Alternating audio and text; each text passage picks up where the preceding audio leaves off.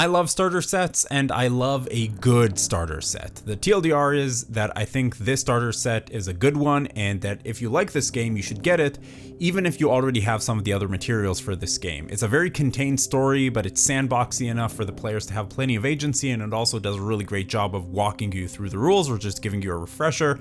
And the rest of this video will be me going into specifics about things I liked and didn't like, but bottom line is, it's really good, and thumbs up, you should get it. So Wrath and Glory is one of two Warhammer 40k tabletop RPGs that are currently in print, with the other one being Imperium Maledictum. Many would consider this absolute heresy, but I really like both of these games. In this box, you get two books: Trader's Hymn, which is the starter set adventure and the condensed rules that you need to actually play the game, and you also get another lore book about the Veronius Flotilla, which describes the different ships and political situation under the rogue trader, who is the sort of de facto ruler of the Gilead system, which is the standard setting for Wrath and Glory. The box also has some really nice character sheets, dice, and tokens for the myriad of meta currencies that this game uses, namely Wrath, Glory, and Ruin. There are also a few handouts, but I found those to be a little bit too big and dense to actually be useful at the table. So the purpose of any starter set is to introduce us to the game and teach us the basic rules. I think this one does a really, really good job of that. The Gilead system in general is a really smart idea for a setting. It's an isolated planetary system that's just big enough to represent all the major factions in 40k, of which there are many,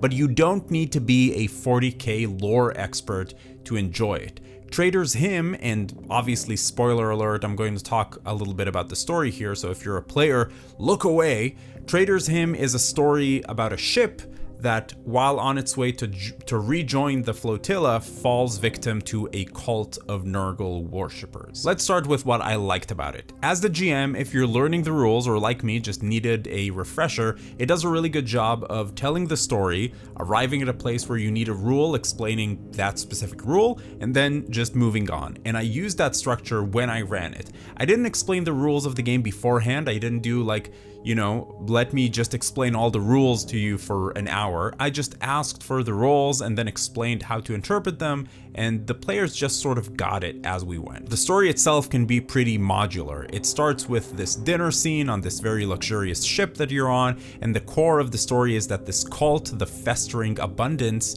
has spread out across the ship and has infected the Gellerfield generator, which is the generator that basically keeps the ship safe in the warp, which is the hellish dimension where the emotions of sentient races manifest in gruesome ways, and going through it with your ship is pretty much the only equivalent of hyperspace travel, like faster than light travel in 40k. So you have to be able to go through the warp in order to get places. So the ship goes through an unplanned warp translation, and the Gellerfield fails for just a moment, but that's enough to expose the ship to all kinds of messed up stuff, which you will spend the rest of the adventure fighting. So that's your call to action, and then the book gives you a bunch of locations and encounters that your player can explore as they try to figure out how to stop the Festering Abundance and how to fix the Gellerfield generator and get the ship basically to the state that it was in before. The locations themselves are all pretty cool, but they're also pretty similar in concept, so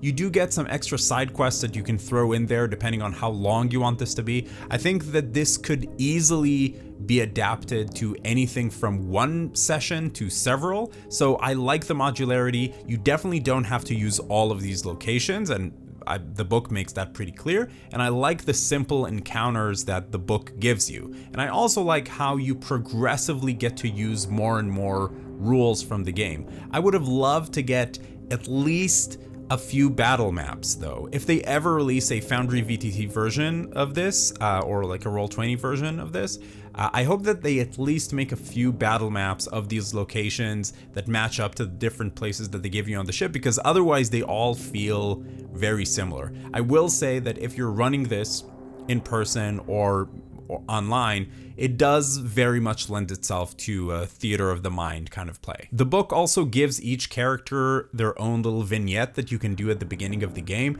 before the dinner scene. I wasn't a huge fan of those, honestly. They do give you some good insight into the characters and let the players get comfortable with them, but if you want to do this whole thing in 1 or 2 sessions, I think this will just burn a ton of time going through each and every one of these, while the other players just kind of sit there and don't do anything. Personally, when I ran this, I still wanted to use them, so I gave each player a single short prompt based on that scene, and then I let them do 1 roll to resolve something that may or may not come into play later, and then I moved on. So it was like 5 minutes per character. Probably my least favorite part of this starter set are the pre-generated characters themselves. Not the presentation, because these character sheets are amazing. The whole like production value of this thing is unbelievable, just like anything else that Cubicle 7 makes. But the characters themselves just felt all over the place. In the core book, the game talks about creating frameworks that you can play with, like a squad of Space Marines or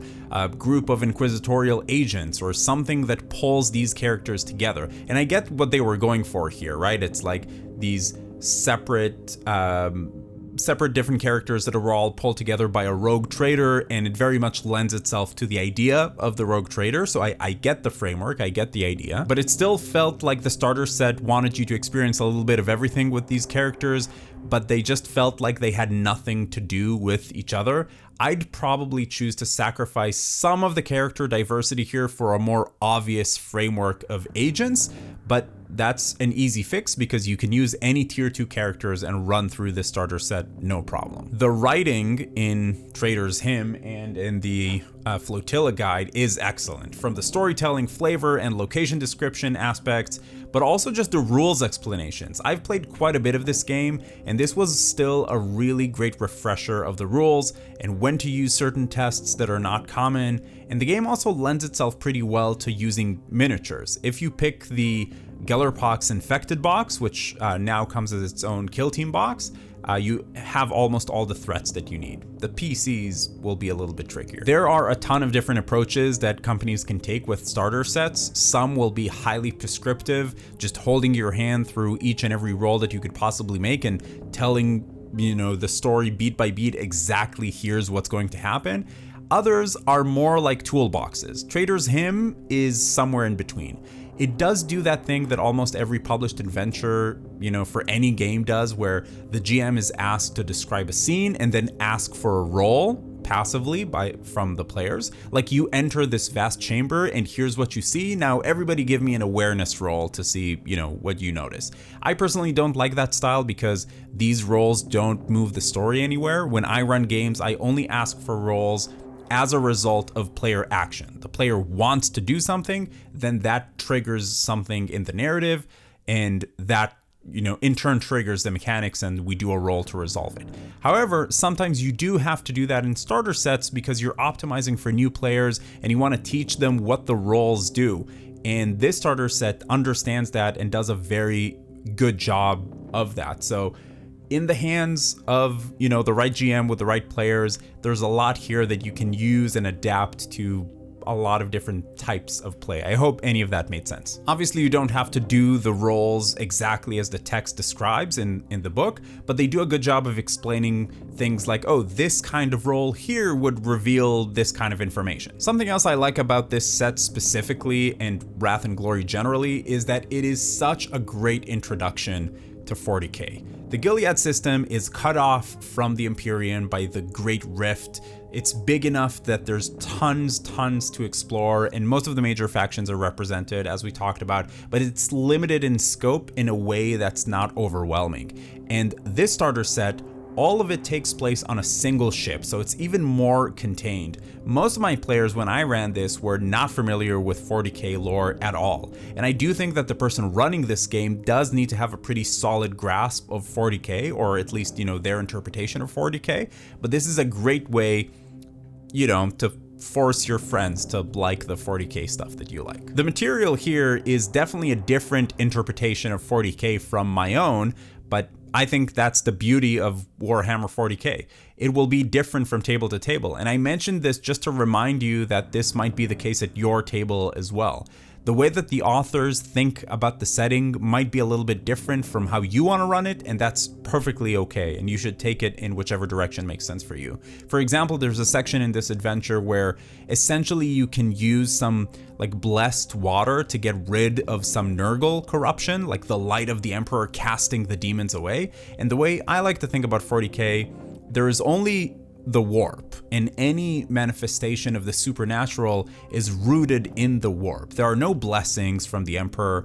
Any manifestation of things like saints or are just basically different types of demons, or like they're the same thing. They are just interpreted by the religious and the fanatical in a way that fits their faith and narrative. So something like blessed water clearing away corruption might still work, but not necessarily for the same reasons that they have in the book. So I changed some of these things a little bit to fit my interpretation of it, because honestly, I think that there's a level of nuance to this setting that's probably going to be too much for players who are just getting introduced to it for the first time. So some of these things that I really care about, I made a little bit more obvious, I guess. I can make a whole video on like how I ran this. This video was all over the place. To recap, Trader's Hymn gives you pre-gens that are cool, but a bit all over the place, and puts them in a really good, really tight story that is limited enough to be easy to run, but sandboxy enough to give you plenty to work with, and does a great job walking you through the rules, which is really everything you could possibly hope for out of a starter set. I recommend it. It's great value for money. If you want a video with more details on how I ran it, just let me know. But in the meanwhile, go play a game.